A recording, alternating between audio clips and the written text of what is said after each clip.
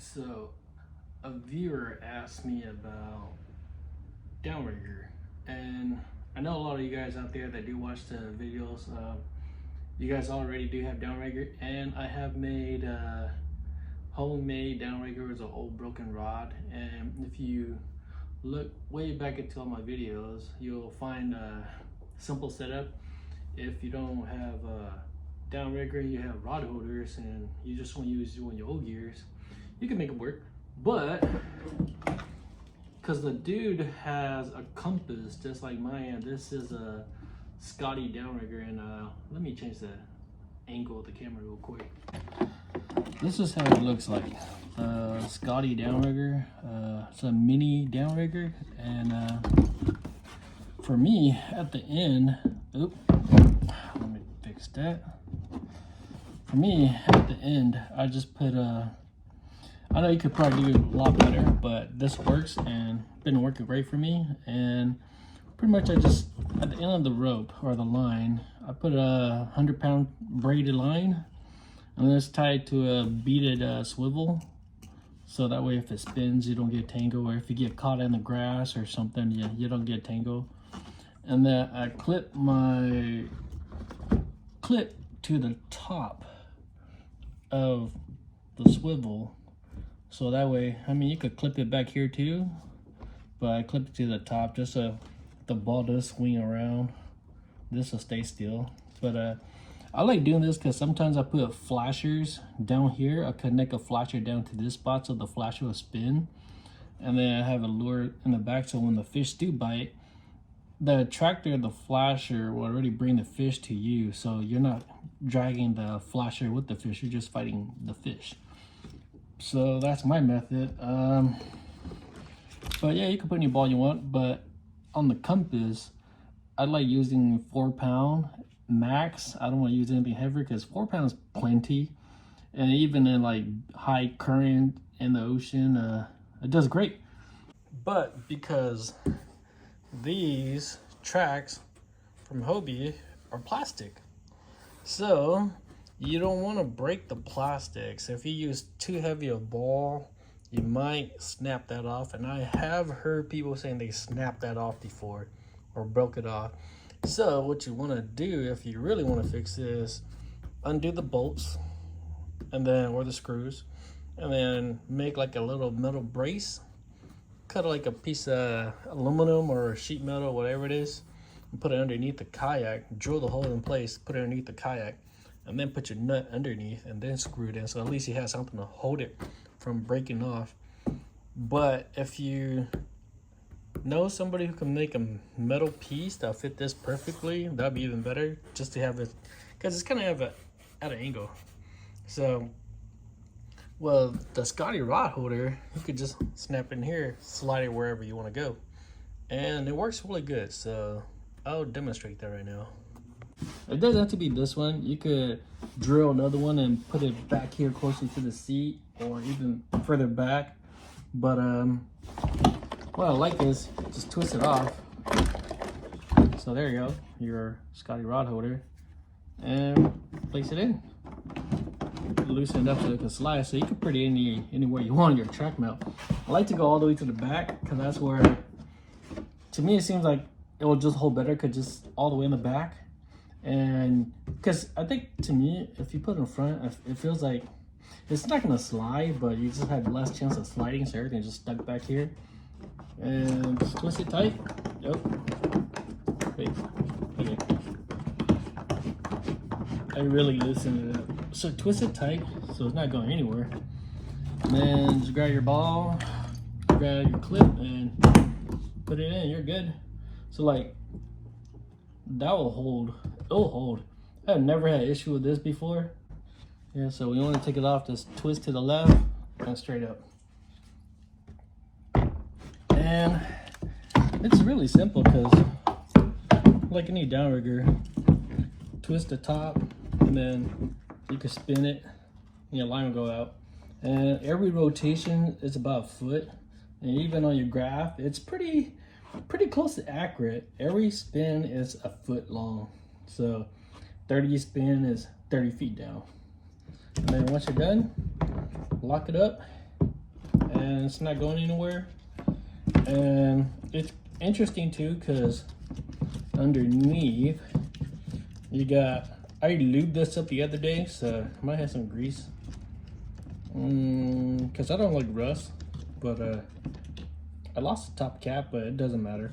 And you take off this cap, or just pull it out, the cap, just don't lose the cap. So you got the square blade and a square thingy that goes underneath here, which is another square, so that's what locks it in. And as long as you match them so they stay together, you're good to go. And it's in the kayak. So just make sure, see how the square is in the square. Make sure that's that. Then put your cap back on.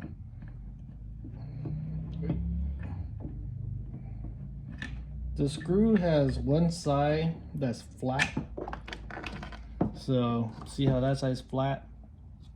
So it's not like you're gonna have a hard time putting it in there. Just, I'm trying to look at this and look at the video at the same time, and no difficulty. But yeah. And then lock it back up. For me, I like to clip the clip back on the main line. And when you buy it, it comes with the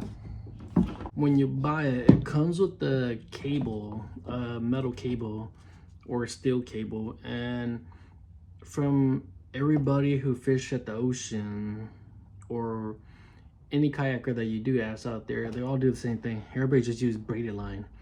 100 pound, 120 pound braided line. That's way more than what you need because your ball is only 4 pounds.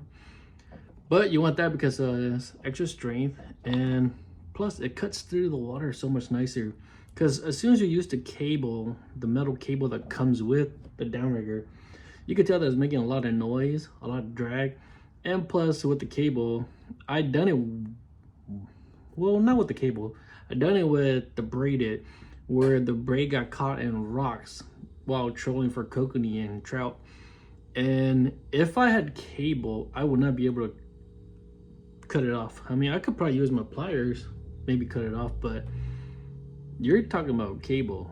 And once that snap, it's a lot harder to, unless you're bringing in some crimpers and tools to fix the end, it's pretty hard. And with the braided line, I always just carry extra beads, and I always have clips inside my kayak anyways. And then once in a while, if I go somewhere really rocky, I'll bring 2 weights, maybe one's a 32 ounce and the other one's a 4 pound ball test, and 4 pound ball, and I'll switch them on and off. If I'm doing trout, I don't really need a 4 pound. 2 pounds plenty, but 4 pounds good because it keeps it straight down, and you can see it on your graph a lot better. But yeah, 100 pound braided line, doesn't matter which one. I use Power Pro, and yeah, it works great. It's all plastic and it works great, and everything's all plastic. And yeah, just twist it off when you're done, slide it off, and then you're good to go. And then just put it back. So if you buy a smaller glide track, which is maybe, I think the smallest one they have is probably like, no, they got a 1 inch. They got a Yak Attack. Yak Attack has a 1 inch track mount, so you could pretty much just mount that anywhere.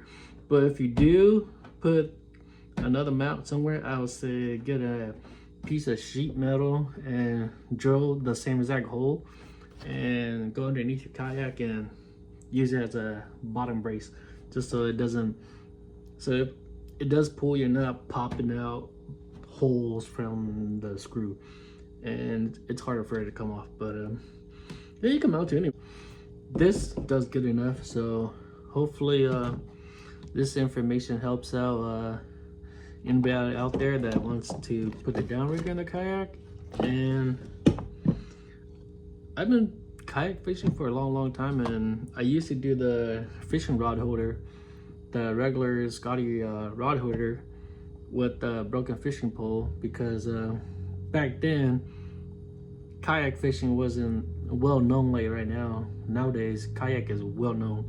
When I first started out, it was all sit inside kayak, and you have very few sit on top.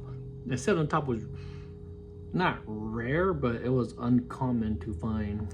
And you either have to have a whole lot of money to buy the first generation Hobie, or you buy a Wilderness. So that's why I got a Wilderness Tarpon 120 before this. And I don't like drilling holes unless it's necessary. So the only hole I did make on this kayak were 2 holes. One's in the front because I used the center hatch to the front and made a rectangle hatch for the center. But other than that, I don't like drilling holes. I like to keep it as normal or stock as possible, because once you drill a hole, you can't fix it. You can't cover it. And when you do sell your kayak, you're gonna have mounting plates and glide tracks and downrigger stuff, or was it a fish finder stuff? So yeah.